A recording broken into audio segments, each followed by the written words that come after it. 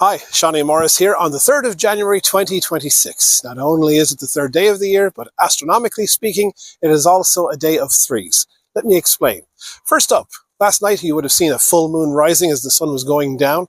This, our first full moon of 2026, is also our biggest supermoon of 2026. First full moon of the year, by the way, no matter what year it is also referred to as a wolf moon. If we take this little ball here as our moon, and here is Earth. The moon is roughly a quarter the size of Earth. When the moon goes round Earth, it does so not in a circular fashion, but in an elliptical fashion. So it's got a far point called an apogee, and it has a close point called perigee. So today, the moon is at perigee.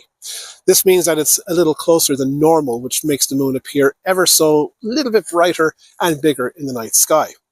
Now, if we were to convert these into the sun and Earth in its orbit around the sun today is actually making its closest approach to the sun. Because like the moon and all the other bodies in the solar system, Earth is not going around the sun in a circular fashion. It is going around in an elliptical fashion.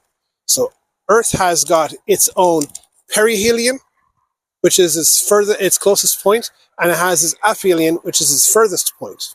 Now, on average during the year, Earth is around 153 million kilometers away from the sun.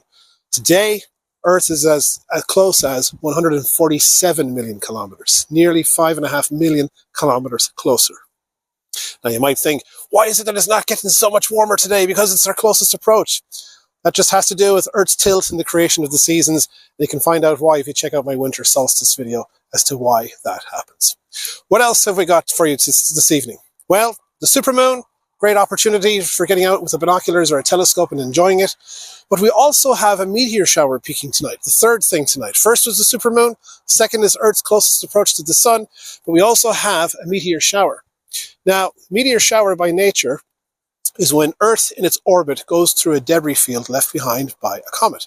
Tonight is the peak of the Quadrantids meteor shower. You'll find those if you have a look at the constellation of the Plough.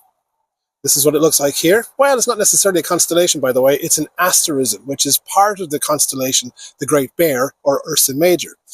From our chart here, if you have a look at around about this area of the sky, this is where the meteors will appear to come from.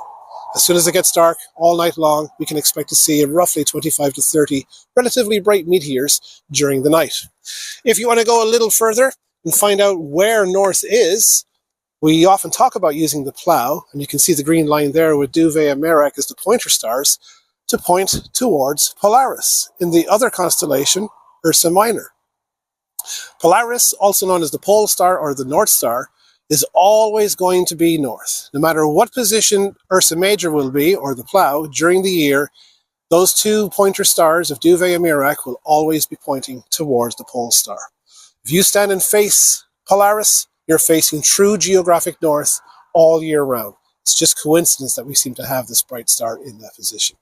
Other than that, it's going to be a very cold night tonight, very clear. It's going to be a great opportunity to get your binoculars or your telescope outside and enjoy some of those sights out there. Just make sure you wrap up nice and warm, bring a nice cup of hot cocoa out with you, and enjoy those night skies. Thanks for watching.